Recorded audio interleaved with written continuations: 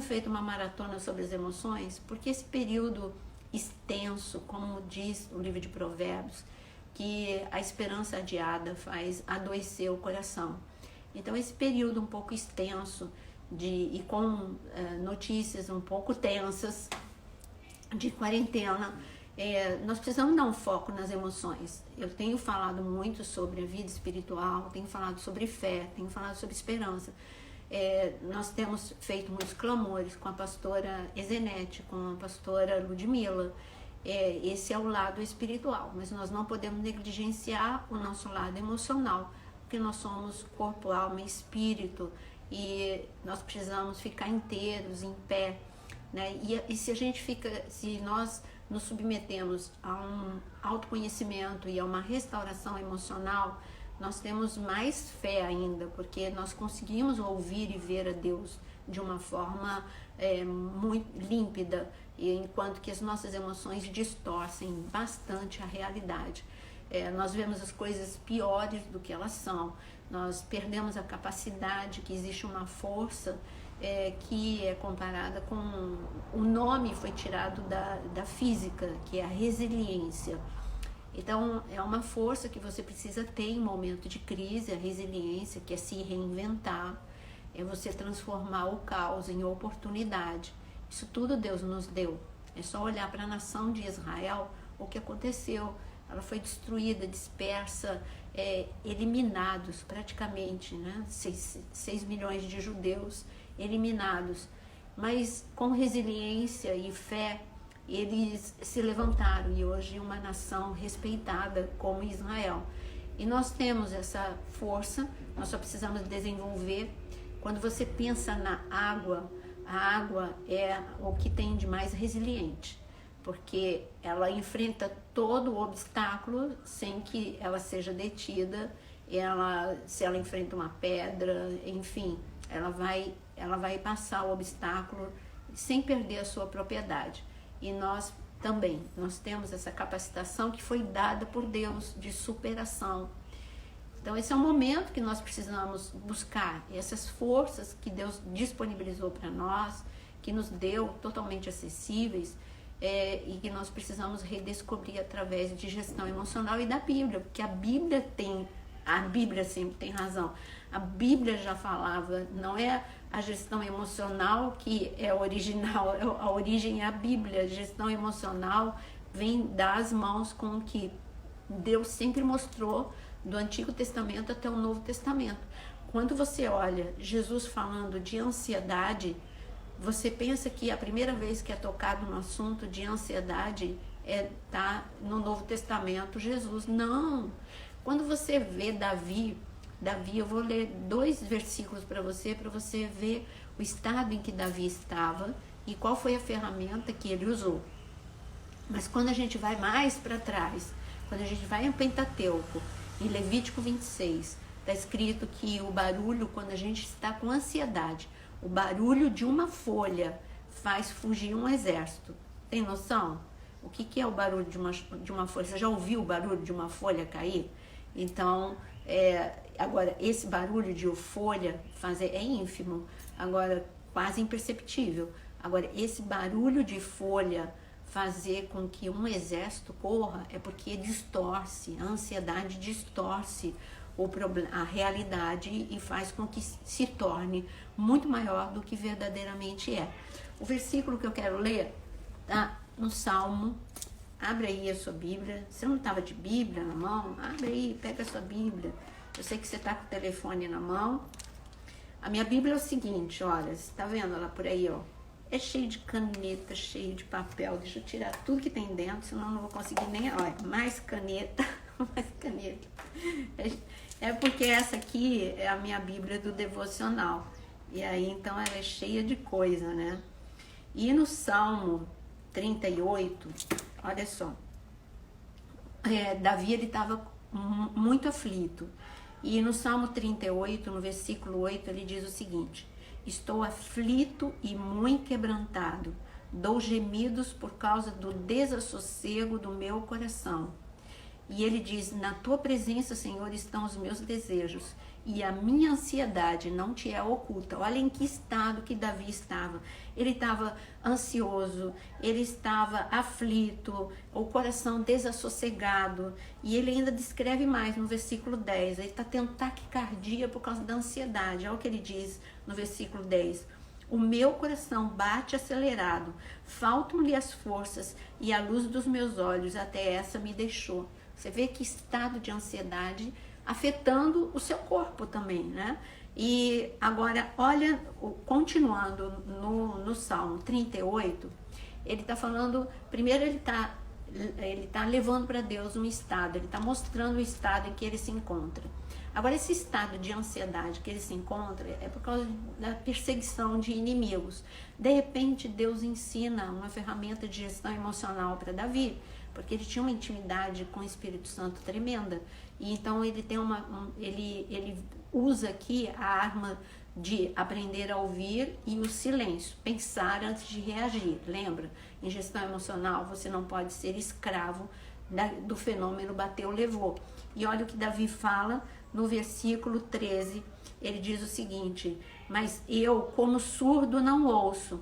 Ou seja, quando ele está falando de ofensas, nós precisamos aprender a proteger as nossas emoções. Se nós abrirmos o peito para receber todos os impactos da vida, se nós não nos protegermos, nós vamos ser como uma casa que dorme aberta, sem chave, sem tranca, num lugar perigoso. Você vai ser assaltado e invadido por amargura, por ofensas, por frustrações. Você vai permitir que pequenas coisas, pequenos impactos produzam grandes impactos na tua vida. E aqui Davi está falando, eu aprendi a me proteger, eu não deixo que entre no meu coração. Eu penso o que Deus pensa de mim, quem eu sou. É justo isso que estão fazendo comigo? Não, não é. É verdade isso que estão falando? Não, não é.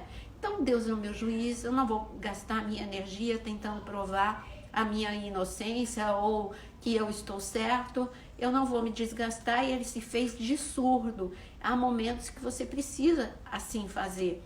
Então ele diz que ele se fez, mas eu como surdo não ouço e qual mudo não abro a boca. Duas ferramentas. Primeiro, proteger as suas emoções. E eu digo uma coisa, nós vendemos a nossa paz por muito pouco. E ela é muito preciosa, a tua paz. A paz é tudo. É o equilíbrio da tua vida. Então, tudo aquilo que custa a tua paz, grava isso no coração. Tudo que custa a tua paz não vale a pena. Não vale a pena. Não vale a pena você comprar. Então, não compre ofensas, porque vai roubar a tua paz. Não compre a ingratidão. Tudo bem, a pessoa foi ingrata, mas e aí? Você vai poder mudar esse fato? Não, não vai poder mudar. Então, não se desgaste com isso.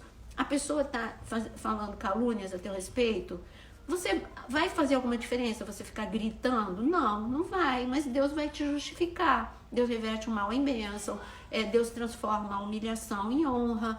Então, você não pode se desgastar, porque você vai entrar em colapso emocional. Você vai entrar no estresse, ou numa depressão, numa crise de ansiedade, num burnout. Qualquer uma dessas crises, qualquer um desses conflitos, qualquer um desses distúrbios pode entrar na sua vida. Então, eu vou repetir para você, em relação à paz, tudo aquilo que custa a sua paz é muito caro, não compra, deixa para lá. Se você for, uma vez eu fui para Dubai, eu ia com frequência para Dubai, porque eu escolhia esse roteiro, passar por Dubai, aí a gente ia para Jordânia para entrar em Israel, com frequência. E também eu parava com muita frequência em Dubai, porque eu gosto de ir pela Emirates para o Japão. Então, tem outras companhias aéreas, é lógico, mas eu gosto muito de ir parando em Dubai. E teve uma vez que eu parei e dormi em Dubai. E ali eu aprendi que é muito caro. Por exemplo, aí eu fui no shopping, eu tinha que passar o tempo. E lá, gente, se tem um lugar bonito, pensa num lugar bonito, é Dubai. Pensa num lugar que todo mundo tem dinheiro, é Dubai. Aí eu falei assim, sabe, dinheiro eu não tenho, mas não custa nada eu ir no shopping. E eu fui no shopping. O shopping lá, você não tem noção como é que é o shopping. Só que dentro do shopping tem algo, é um classe, dentro do mesmo shopping, que já é, assim, top, tem uma outro shopping que é dentro mesmo. Você passa por um portal e você lá é o shopping AAAA. E eu vi shakes entrando ali, vi que não era proibido. Falei, eu vou entrar, ué. Eu não pago nada, eu quero ver o negócio. Aí eu fui. Quando eu entrei, só tinha shake, só tinha gente muito rica. E eu achei assim, eu falei, daqui eu não posso comprar nada, absolutamente nada. Mas eu posso comprar, eu achei lindo um batom e a caixinha do batom. E aí, pra mim, aquela caixinha dourada. E quando eu fui perguntar qual era o preço daquele batom, o batom custava $2.000. Não era o batom que custava $2.000. Era a caixinha do batom, o porta-batom, que era de ouro, não era dourada, era de ouro. Aí, ué, se é caro, pergunta se eu comprei. Claro que não. Então eu não tenho dinheiro, não vou comprar. Por quê? Porque é caro, eu não posso levar. Então agora trazendo para a paz é isso, meu querido. Tudo aquilo que rouba a tua paz, agora não estou falando de coisas materiais, tudo aquilo que custa a tua paz, uma briga custa a tua paz, uma discórdia, uma briga custa a tua paz. Quando você fica pensando em ofensas, custa a tua paz. Quando você fica lembrando de frustrações, custa a tua paz. Isso é caro, joga fora, não dá. Você não vai conseguir pagar isso.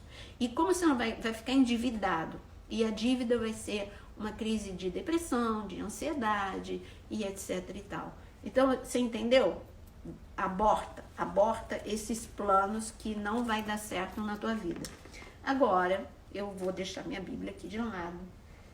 E eu anotei algumas frases para a gente poder pensar junto sobre elas, né?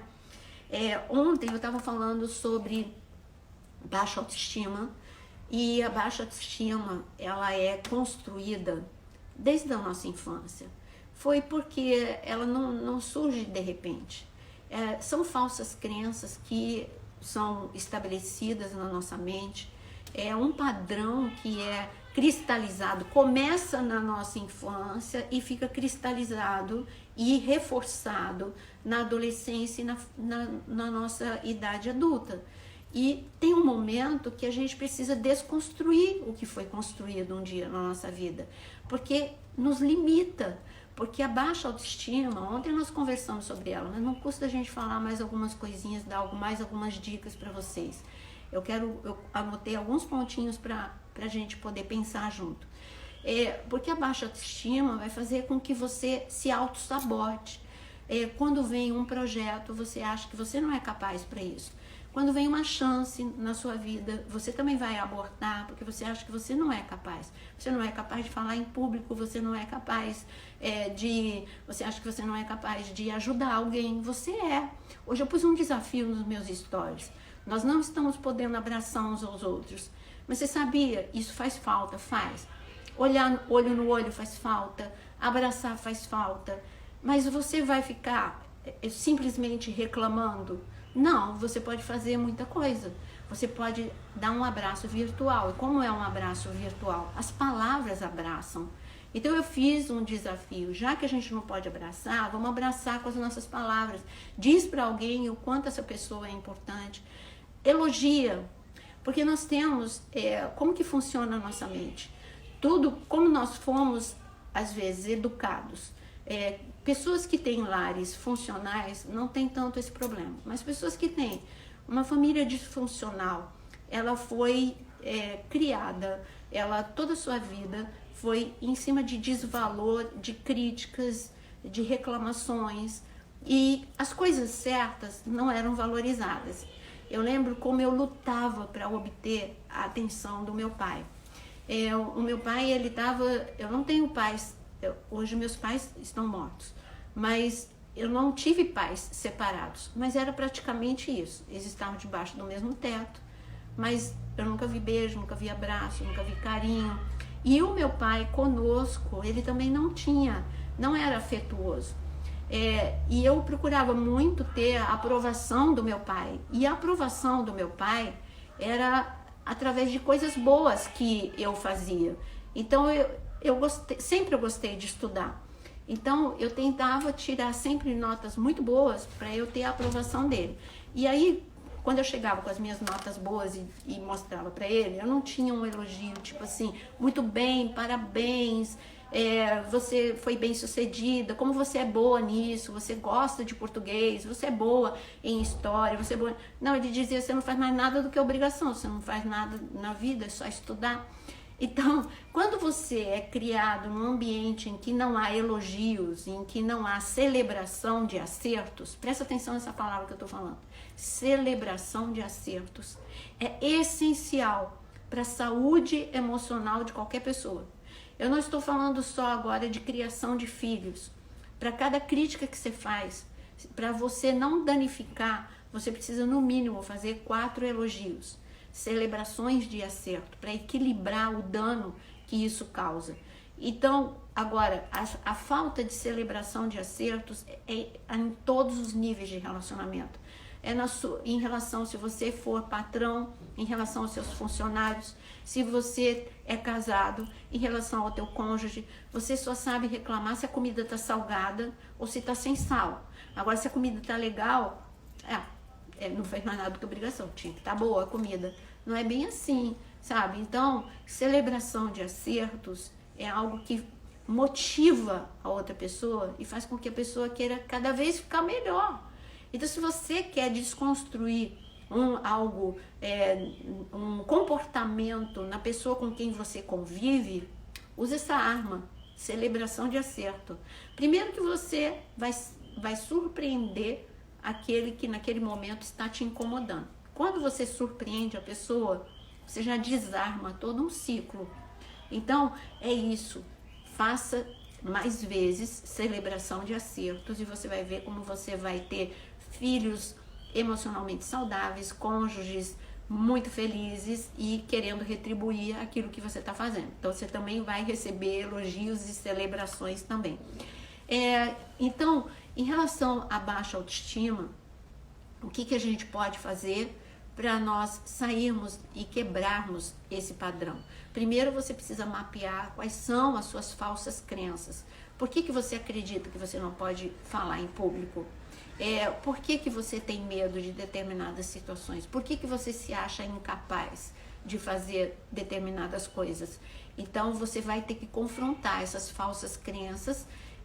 Eu tive que confrontar as minhas e você vai ter que confrontar as suas. É momento de um autoconhecimento. Nada melhor do que uma quarentena para você gastar tempo com você mesmo. Deixa eu avisar vocês sobre como funciona, né? Quando o Instagram coloca assim, participar de live compartilhada com a pastora Naira, solicitar, não aperta aí, porque agora, neste momento, não é uma live compartilhada. Nesse momento é uma live só pra gente bate-papo, de amigo, né? Agora a gente tá aqui, eu tô na sala de vocês estão na minha sala e nós estamos aqui num simples bate-papo. Eu anotei uma outra frase que são verdades, são simples, mas são grandes verdades. Toda grande transformação, ela só pode acontecer com pequenas atitudes. Você acha que, parece que assim, tipo, eu vou acordar mais calma, eu vou acordar mais feliz. Não é assim. Não tem um processo desse, é só por milagre. Isso não é natural. O processo, você nasce, você vai crescendo, você tem todo um processo, você tem etapas na tua vida. Você é bebê, você é uma criança, você é um pré-adolescente, você é um adolescente, você entra na idade adulta, depois você entra na idade mais madura, na terceira idade, e assim um ciclo e são processos. Nas emoções a mesma coisa, existem milagres, mas isso não é, milagre é a exceção. Um milagre, porque hoje, século 21, a gente quer receita, tipo assim, eu vejo pelo Instagram, todo mundo gosta de uma coisa mais ou menos assim, 5 passos para ficar rico, 6 passos para aquilo, 7 passos para aquilo outro. e mostrando que isso é uma coisa imediata, que você aprende aqueles 7 passos e você pronto, já transformou. Não é, são pequenas atitudes provocam grande transformação. Se você quer viver uma grande transformação, começa pelo pequeno, que é você, como eu disse, em relação à baixa autoestima, você vai confrontar, você vai usar uma mesa redonda do eu, que é uma ferramenta de gestão emocional, para você questionar essas suas falsas crenças. O nome já diz, é falsa crença. Você está acreditando em algo que na verdade não é verdade. Né? Ficou até uma frase mal elaborada, mas você entendeu o que eu quis dizer.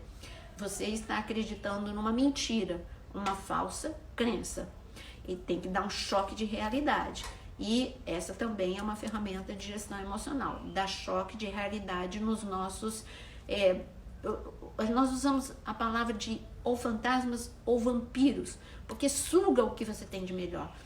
Suga a tua segurança, né, que é a tua autoconfiança, suga o teu amor próprio, suga o teu amor ao próximo, enfim, as tuas motivações, a tua esperança, a tua fé. Você vai ser totalmente paralisado. Em relação à autoestima, olha o que eu coloquei aqui para você. Não tente ser a melhor versão. Para você mudar, não tente ser a melhor versão de você mesmo. Só tente ser você mesmo. E ser você mesmo é descobrir. Olha, se Pedro, ele teve que entender que ele tinha um problema de... ele era uma pessoa inconstante.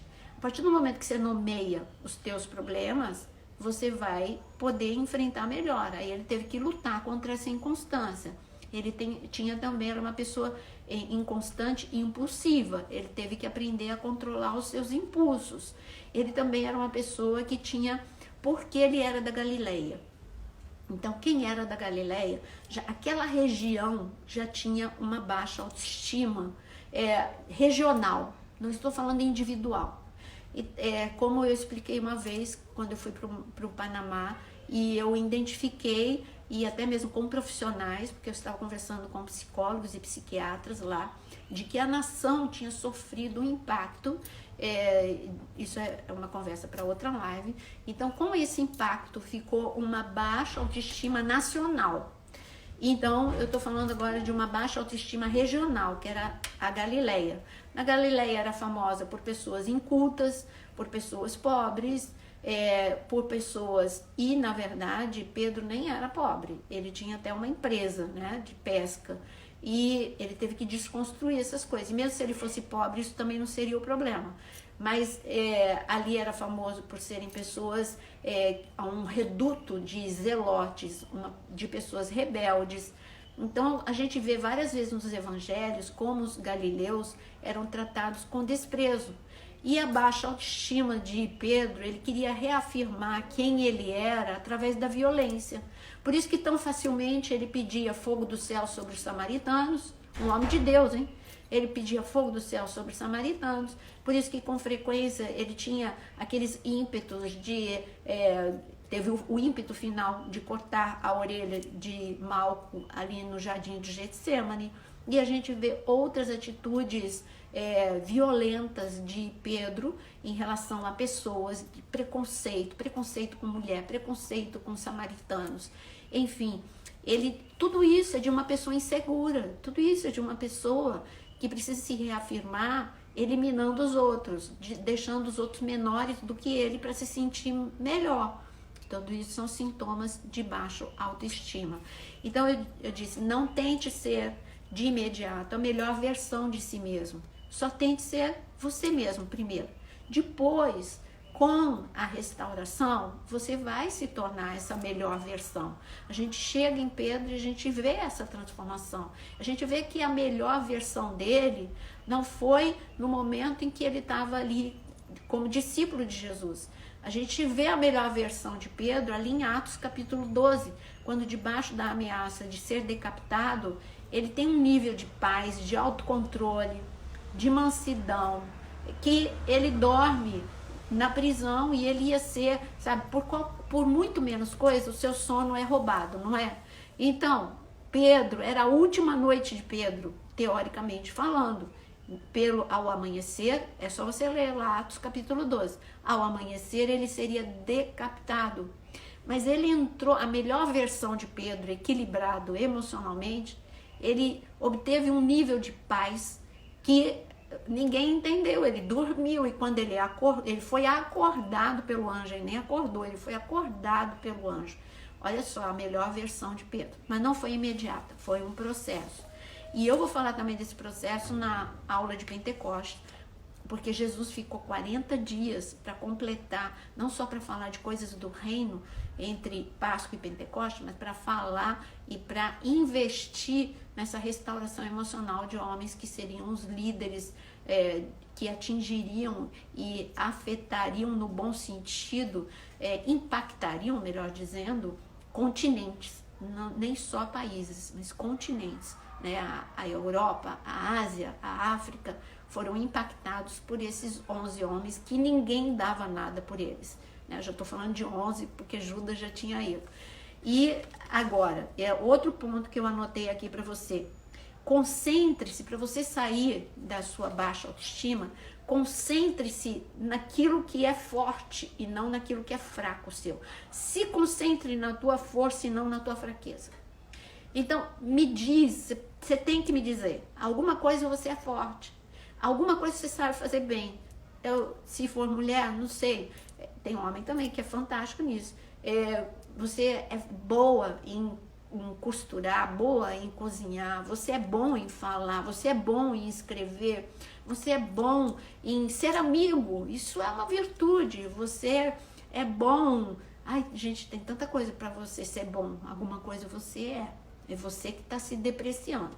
Deus não olha para você dessa forma. Ele não olhou dessa forma para Gideão. Ele chegou para Gideão estava se achando o fracasso. Mas ele tinha um potencial de liderança.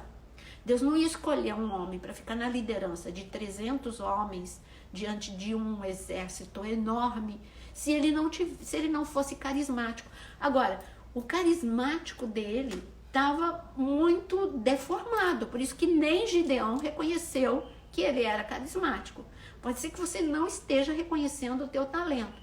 Eu lembro uma vez, quando eu cheguei, depois de um grande impacto, de sucessivos impactos, eu admiro demais uma pessoa que se chama Bispa Ana. E a Bispa Ana, ela disse assim, num bate-papo com ela sobre como eu ia fazer para me levantar desses impactos. E eu disse assim, ela falou, Naira, como é que você aguentou tanto tempo essas situações? Eu falei, Bispa, é fácil quando você é fleumático, porque o fleumático é uma pessoa que ele é meio que estático, sabe? Ele tolera muita coisa, mas muita coisa, e por muito tempo. O temperamento fleumático, ele, além dele tolerar, ele é um temperamento pacífico por natureza. Ele não altera o tom de voz, ele não tem grandes picos e tolera o intolerável por muito tempo. Só que o fleumático é perigoso, porque o dia que ele não tolera mais é definitivo. Mas eu estou falando de um ponto que é bom, mas às vezes é ruim para o fleumático. E aí eu disse para ela, pode ser porque eu sou fleumática. Ela falou assim, não, né? Você está desconstruída, porque o que eu vejo em você, você até tem algo de fleumática, mas a força do teu temperamento, o temperamento predominante seu, você é colérica, você tem liderança, mas só que você está desconstruída. O dia que você chegar perto de mim e disser, eu reconheço realmente, eu sou colérica, é o dia que você vai estar restaurada. Então, às vezes a gente chega com tantas deformidades na idade adulta que nem a gente mesmo se reconhece. E aí você fala, mas e aí, como é que eu faço? Primeiro que tem pessoas do teu lado que vão falar, às vezes, pessoas legais, não estou falando de pessoas tóxicas, que vão falar quem realmente você é, que você não está enxergando. A Bíblia também fala quem é você. E se você começar a pedir hoje, Deus vai começar a te mostrar quem é você, quais são as suas forças, porque hoje com baixa autoestima você só consegue reconhecer as suas fraquezas e você precisa começar a reconhecer as suas forças. Eu vou ler mais um item, mas eu tô vendo que vocês estão escrevendo aqui bastante. Que bom, temperamento forte, mas você precisa reconhecer qual é o teu temperamento, né? Não muda, Vanusa, temperamento não muda. O temperamento que você nasceu, que Deus te deu, vai permanecer. O que pode ter acontecido é que você foi restaurada em algum momento e você hoje reconhece qual é o outro temperamento predominante, porque você pode ter uma combinação de temperamentos. Para conhecer isso, você pode ler o livro Porque Agimos Como Agimos. Ele é bem antigo, mas ele ainda é atual, mesmo sendo antigo, do Tim LaHaye. Ali você vai ver essa combinação de temperamentos. Então, o que deve ter acontecido é você, como eu, de repente eu descobri qual era o meu temperamento predominante. Ninguém muda de temperamento. Assim, Nina, difícil demais pastorear pessoas rebeldes. Então, ser líder não é fácil, é um teste. Nós somos telhado de vidro, né? Nós estamos muito expostos, somos alvo de crítica, somos alvo de muitas coisas, de muitas dores, de muitas traições, de muitas ingratidões. Mas Deus, Ele nos dá força para nós, aí a resiliência. Eu aprendi no decorrer do tempo, não foi fácil, aprendi caindo, aprendi me machucando, aprendi me sentindo dessa forma que você está se sentindo, Nina, mas eu tive que aprender a proteger as minhas emoções. Olha só como Deus falou, porque teve um momento, eu estou falando com a Nina e com outros líderes que estejam nos ouvindo. Aliás, se você acha que vai ajudar alguém, você compartilha essa live, que se vai ajudar um líder, se vai ajudar uma pessoa que está passando por baixa autoestima, você compartilha essa live. O que eu queria te dizer, Nina, é que quando Samuel, ele ficou muito chateado com o povo. Pensa numa dedicação, foi a de Samuel. Samuel, ele desde criança se dedicou em conhecer a Deus. Depois que ele se tornou um adulto e ele exerceu o papel de juiz em Israel, a dedicação dele foi assim impressionante. Ele viajava por Israel inteiro, de norte a sul, ensinando. Ele podia ter ficado parado, mas ele amava o que ele fazia. Ele amava ensinar. Ele era um profeta de Deus, ele era um mestre de Deus, ele era o juiz. Quando ele estava já em idade de ter um sucessor, quando o povo começou a rejeitar os filhos dele, tudo bem, os filhos dele realmente não eram os verdadeiros sucessores. Mas só que nesse momento, quando você compra as ofensas, você abre o peito e fala, pode vir e me matar. Aí Samuel, é claro que ele como pai, ele queria que fosse os filhos. Mas aí depois ele entendeu que não seriam os filhos. Mas ele tomou aquelas ofensas como para ele.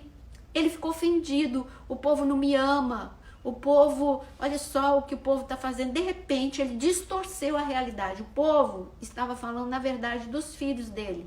E ele tomou a ofensa para si. E aí Deus teve que chegar para Samuel e falar, não fique chateado, Samuel. Você está achando que eles estão rejeitando você? Eles não estão rejeitando você. Porque aí o povo começou a dizer, não queremos os filhos de Samuel. Foi só um pretexto porque eles queriam um rei. Então nós não queremos os filhos de Samuel, nós queremos um rei. Então Deus falou para Samuel, eles não estão rejeitando vocês, estão rejeitando a mim. Então, querida Nina, eu digo para você, não tome como uma ofensa para você essas situações de traição e de pessoas difíceis. As pessoas são difíceis porque tiveram histórias difíceis e chegam na igreja muito destruídas. A chance delas serem reconstruídas é diante da palavra de Deus. E através também da tua reação, você reagir como Jesus. Inteligência emocional como Jesus. Não se defenda, não responda, não tente estar certo, deixa que Deus faz. No lugar de responder ofensa com ofensa, você usa a arma do silêncio. Enfim, quando a gente começar a agir, a gente vai desarmar o nosso inimigo quando a gente fizer o que Jesus falou, amar o inimigo. Se não dá para amar, então suporta, sabe? Suportai-vos uns aos outros. É isso que a gente precisa, além de amar-vos uns aos outros, a gente também precisa suportar uns aos outros, carregar as cargas uns dos outros. Então é por aí. Assim a gente não vai ser tão destruído emocionalmente no ministério. Isso é um papo depois só para líderes. Eu vou abrir uma live só para líderes, né? Vamos comprar para aprendermos um pouco. É isso aí. Então vamos lá. Não tem que ser a melhor versão de si mesmo. Não concentre-se na sua força e não na sua fraqueza. Confie em você mesmo. Você precisa confiar em você, porque a tua confiança ela é destruída pela baixa autoestima. Você precisa confiar que você pode superar medos, você pode superar limitações. As limitações estão aí para serem superadas. Olha o que Davi falava: com Deus eu salto uma muralha. Ele não tinha altura para isso, não. Com Deus eu salto uma muralha, com Deus eu passo pelo meio de um esquadrão. Ele não tinha músculo para isso, não. Mas sabe o que Davi estava falando? Ele nem precisou de situação de salto. Era uma forma de falar. Nós não temos uma situação em que Davi teve que saltar uma muralha. Ele está falando de problemas, de níveis de dificuldade. Dificuldades tão grandes quanto saltar uma muralha. Dificuldades tão grandes quanto passar pelo meio de um esquadrão. E ele está falando, com Deus eu passo. Ele confiava. Olha só, a confiança que... Ele tinha tudo para ter uma confiança destruída. Olha só, eu ia falar de vários assuntos, estou só nesse de baixa autoestima de novo. É muito importante. Então eu não vou ter pressa não, que a gente ainda tem vários dias para conversar. Pensa comigo. Davi, ele tinha pontos fortes. Vamos ver os pontos fortes de Davi. Ele tocava bem a harpa. Ele tinha um talento, não era só de tocar, de compor. Ele tinha uma aparência diferente, tá? Ele não era aquele bonitão do pesado. Ele era bonito, mas ele não era... Saul, quando chegava, chamava mais atenção do que Davi, porque Saul era alto, a Bíblia fala disso, Saul tinha músculos, Saul chamava mais atenção. Já Davi, ele tinha uma beleza diferente, todo mundo tem uma beleza diferente. Ele era ruivo, de olhos claros, ele era mais baixo, enfim. Agora, ele não ficou atento ao que faltava. Faltava altura, faltava músculo, mas sobrava talento musical. Sobrava, ele era uma pessoa muito carismática, sobrava carisma. E sobrava também sinceridade diante de Deus. Ele era um adorador. Então, ele tinha motivos para estar com a autoestima dele destruída? Sim, os irmãos não falavam com ele direito, desprezavam ele. Se ele fosse falar alguma coisa, os irmãos já brigavam. É só você ver quando ele foi levar pão e queijo para os irmãos no campo de batalha, zombaram dele, falaram, o que você está fazendo aqui? Vai cuidar das tuas ovelhas. Então, sobrava motivos para ele ter baixa autoestima. Quando ele chegou diante, o pai dele esqueceu dele no momento de mostrar todos os filhos para Samuel. Samuel, mesmo que ele estivesse lá, Samuel como líder também não seria ele, porque ele tinha irmãos que eram mais prováveis do que ele era o improvável. Ele tinha irmãos que eram mais altos, mais musculosos, que já estavam no exército, que já tinham desenvolvido um certo nível de talento. A experiência de Davi era funda e pedra, era urso e leão. A experiência dos irmãos não, era realmente treinamento bélico, etc e tal. Mas sabe, Davi, ele estava concentrado naquilo que ele tinha de bom e não naquilo que ele tinha de ruim. E Davi, ele se amava, porque quando a gente chega, ele estava tão concentrado naquilo que ele tinha de bom, que quando ele chega diante de Golias e Golias começa a desprezá-lo, ele deve ter pensado dentro dele, eu sou bom em funda, eu jogo bem pedra, eu vou derrubar esse gigante na minha vida. E foi isso. Então você é bom em cantar, em falar, em desenhar, você é bom em muitas coisas, você pode ser bom e você é bom. É só descobrir naquilo que você é bom, tá bom? Eu tô cuidando aqui do tempo para não ser interrompida, não ser interrompida pelo Instagram. Confie em você mesmo. Aqui, não se culpe. Para você melhorar sua autoestima, nós estamos neste momento falando de autoestima. Então, de baixa autoestima, que é uma distorção. Não se culpe por acontecimentos infelizes. Tire uma boa lição de cada experiência. Porque o sentimento de culpa é terrível. E você sabe que até mesmo pessoas que passaram por abuso sexual, elas têm elas são as vítimas e algumas se culpam, principalmente crianças se culpam. Mas eu não estou falando só de abuso sexual, eu estou falando de tudo. Não se culpe e tente, se perdoe primeiro. Então, se você teve culpa, tudo bem, então se perdoe. Não fique se acusando o tempo todo. Se ame e se reinvente. Se reinventar é um desafio que nós temos, tá?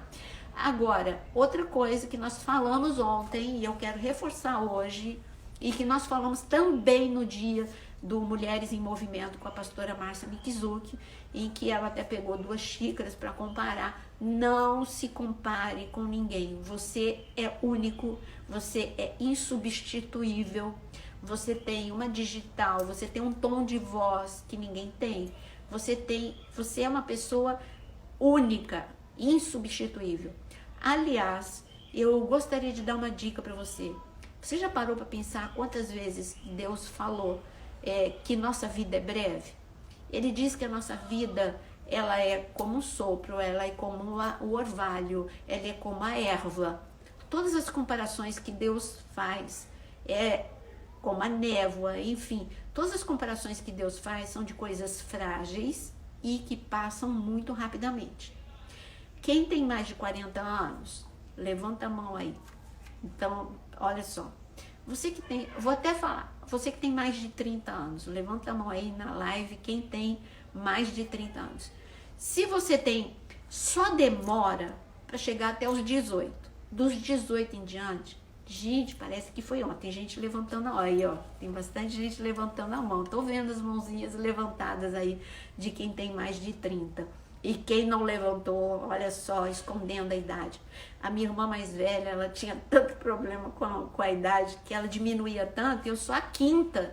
Aí eu falava pra ela, você tá diminuindo tanta idade que daqui a pouco não deu pra eu nascer, de tanto que você tá diminuindo a idade. Então, aí muitas mãozinhas levantadas. Por que eu perguntei isso? Porque quando você olha pra trás, não parece que foi ontem que você tinha 18 anos. Não parece que foi ontem que você tinha 15 anos. Foi, gente, como é que passou o tempo? Como? Foi muito rápido. Como que chegou aos 30? Não sei. Como que chegou aos 40? Meu Deus, como que chegou aos 50? Então, a vida é rápida. Eu gosto de uma frase do Dr. Augusto Cury, que ele fala que a vida é irrepetível. Presta atenção, não vai dar para viver de novo. É irrepetível, aqui na Terra é irrepetível, você vai continuar a viver na eternidade, mas eu tô falando aqui na Terra, ela é irrepetível, ela é preciosa, não dá para repetir, então você tem que viver intensamente cada momento que você está agora. Agora, você perder todo esse tempo com baixa autoestima, não é honesto com você mesmo, você está perdendo anos, os melhores anos da sua vida. Então, faz um ato de amor com você mesmo. Se abrace hoje. Ah, mas como é que é se abraçar? Se elogie. Como que é se elogiar? Reconheça algo bom em você. Poxa, você é legal nisso, hein? Você é boa nisso. Eu tive que, quando eu comecei a mapear aquilo que eu era boa, olha só a situação. Aí eu falei, Naira, você é boa nisso. 5 irmãos. Aí...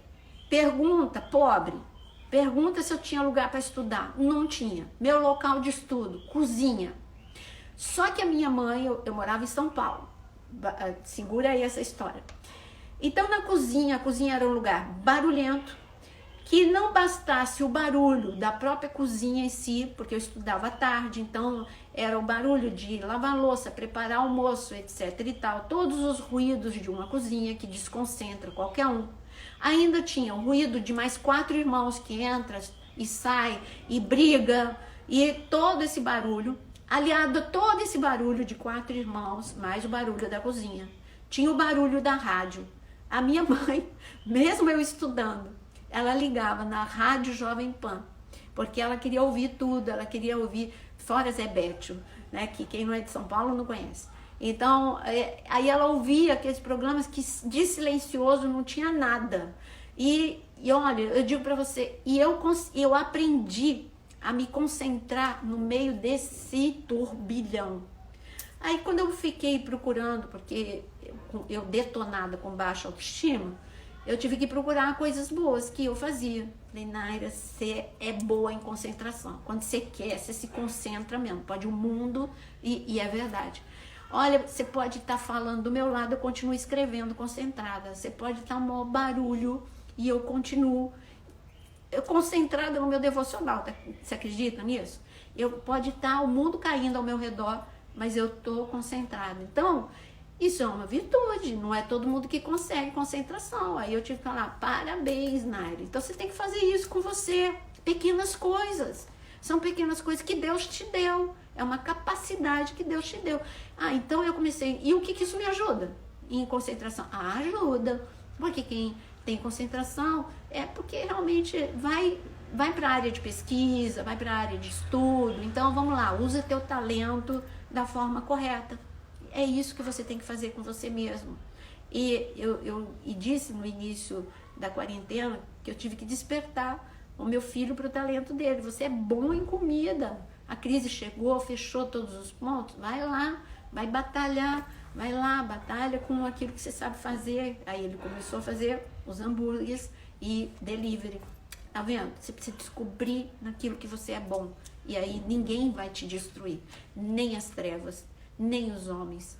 E o pior, enquanto nós não tivermos paz conosco mesmo, se você deixar o conflito rolar solto dentro de você, você vai levar a guerra para todo lugar que você for. Pode ser um ambiente de paz, mas você vai ser uma pessoa conflitiva. Toda pessoa conflitiva, parece que assim, o ambiente está tudo em paz. Quando aquela pessoa chega, ela fala alto, ela reclama, ela critica, enfim, ela tira aquele ambiente daquele estado de paz. Sabe por que isso? Você tem que olhar com misericórdia. É porque ela não tem paz interior. Ela tem muitos conflitos, muitos cárceres mentais e com certeza sofre de profunda baixa autoestima, de um grau muito acentuado de baixa autoestima. Porque Saul era assim. Herodes, meu Deus, Herodes. Se você ler Flávio Joséfos ou qualquer outro livro, você vai ver que Herodes era um cara, pensa num cara inteligente. Olha, para ele fazer o que ele fez no Monte do Templo, de transformar o segundo templo estar entre as 7 maravilhas do mundo, ampliar, ele aterrou o topo daquele monte, ele triplicou, quadruplicou o tamanho e assim ficou fenomenal. Mas não foi só isso, ele era um cara megalomaníaco e ele era um homem muito inteligente. Ele entendia de engenharia. Quando você vai para Israel, quando você vai nos lugares de ruínas, você vai ver as máquinas que ele usava em engenharia de última ponta, sabe, para o nível de construção. Ele não só fez melhorias no segundo templo. Em todo lugar em Israel tem marcas de grandes construções desse homem. Massada, vai para Massada, é fruto da imaginação dele, do talento dele. Então era um homem inteligente, era um político de expressão, ele era um homem carismático e ele teve uma paixão na vida dele, que era Mariana. Mas como ele era muito descontrolado, muita baixa autoestima, todo mundo era uma ameaça para ele, por isso que ele quis matar os bebês, porque é um rei que vai nascer, dizem que é um rei que vai nascer, então vai pegar meu lugar. Então uma pessoa que é insegura, ela mata outros porque ela acha que vai tomar o lugar dela. Então assim se comportou Herodes. Herodes se comportou assim em relação a amigos, se comportou assim em relação à nação de Israel e se comportou assim em relação à família dele. Ele matou a esposa que ele mais amou, Mariana, e os seus filhos. E é lógico que depois que ele caiu em si, porque é um estado de loucura, quando você entra numa janela killer, você tem atitudes que depois você se arrepende. E quando ele entrou, quando ele cometeu essa atrocidade, depois ele construiu torre em homenagem à sua esposa e seus filhos, ele quase enlouqueceu. Ele enlouqueceu de dor pelo que ele tinha feito, mas aí já era tarde demais. Então eu digo para você, a baixa autoestima é autodestrutiva e destrutiva, é autossabotadora e sabotadora. Então toma conta de você mesmo, busque restauração, ser fortalecido, ser reconstruído. Eu tô vendo que vocês estão escrevendo aqui, deixa eu dar uma olhada. Barulhos ao fundo, sabe que em casa que tem neto, quarentena, é por aí, né? Então vamos lá, insegurança mata porque penso que vai tomar o seu lugar, é isso aí. Ô Valência, Fabiano, que legal, Comunidade Evangélica Valência. Obrigada, Orenice. Não tá, deve ser a sua internet, não tá travando. É verdade, Bianca, concordo com você. Eu sempre falei que ele tem síndrome de Herodes, sempre falei com o Felipe. É verdade, Bianca. Deixa eu ver aqui se tem alguma pergunta. Isso, guerra interior leva a guerra para os outros. Deixa eu dar mais uma dica aqui para você. Então, vamos lá, vamos repetir as dicas para sair de baixa autoestima. Não tente ser a melhor versão de si mesmo. Pense que você vai chegar lá, mas você precisa ter pequenas atitudes para ter grandes transformações. Esse é um ponto. Não perseguir a perfeição que está dentro desse item, tudo bem. Concentre-se na sua força e não na sua fraqueza. Confie em você mesmo, porque a insegurança, nós acabamos de ver como ela é destrutiva. Não se culpe por acontecimentos infelizes, o passado não muda. E não adianta você ficar remoendo se isso, se aquilo outro. O passado não muda. Você que tem que fazer algo no presente para poder mudar o futuro, senão você vai ter uma repetição do teu passado.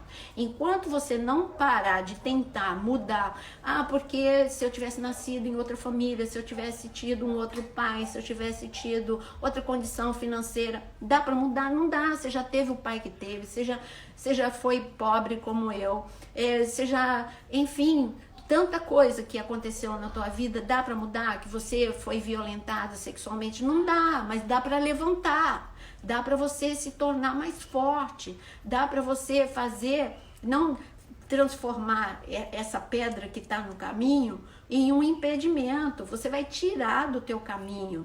Eu vou assim, para finalizar, porque nós estamos chegando no nosso final, senão eu vou ser cortada na metade, vocês vão falar, você não terminou de falar. Eu estava lendo, agora já não lembro, eu leio muito, então não lembro, mas dizendo que um rei quis testar, é lógico, é uma lenda, um rei, ele quis testar as pessoas do seu vilarejo para ver quem era forte. Então ele colocou uma pedra muito grande no meio de uma estrada principal. E todas as pessoas então passou uma pessoa, então eram vários tipos de reação. Uma pessoa passou diante daquela pedra e começou a reclamar do rei. Por que o rei, olha só, a gente paga imposto, e como é que o rei não tira essa pedra daqui do caminho? Murmurou, brigou, fez motim, e a pedra não saiu do lugar. E aí ele viu que para ele prosseguir, ele tinha que contornar, e fez o caminho mais longo e tudo mais. O outro chegou e a outra pessoa chegou diante da pedra e começou a culpar a vida. É sempre assim, quando eu quero uma coisa, eu precisava chegar lá do outro lado. E agora essa pedra no meio do caminho é sempre assim, eu nunca consigo realizar nada. Tudo que eu quero tem um impedimento. Então essa pessoa ficou se lamentando, chorou e sentou no meio do caminho, chorando, e não fez nada, nem contornou. Essa desistiu. Chegou uma terceira, e assim foi sucessivamente, para dar tempo, estou encurtando, até chegar na última pessoa. Essa última pessoa era a mais simples da aldeia. E essa pessoa, ela falou, essa pedra não estava aqui, mas eu vou tentar tirar essa pedra. Ele fez várias tentativas, não conseguiu de uma forma, não conseguiu de outra. Ele usou o animal dele, e ele escorou, usou o animal que ele estava ali com a carroça. Enfim, ele conseguiu rolar aquela pedra. Depois de inúmeras tentativas, ele conseguiu. Cansado, mas conseguiu rolar a pedra. Quando ele rolou a pedra, tinha um tipo de um baú ali naquele buraco, tinha um buraco embaixo da pedra. E aí quando ele abriu aquele baú, tinha um tipo assim, parabéns, é a recompensa, tinha ouro, e parabéns para você que faz da dificuldade uma oportunidade. E esse é o recado do rei da aldeia, de que você precisa aprender a transformar todos os impedimentos e dificuldades em oportunidades. E é isso, as dificuldades vão fazer você usar mais a sua imaginação, a sua esperança, a sua fé. Você vai ter que usar forças que você tem dentro de você, que você nem conhece, que é a resiliência. Enfim, você vai se tornar uma pessoa melhor. É isso que hoje eu queria deixar o recado para você. Eu ia falar de outros assuntos, só deu tempo de falar de baixa autoestima, mas eu quero ver se dá tempo ainda de eu responder alguma pergunta. Deixa eu ver que horas são. Não, tenho 4 minutos.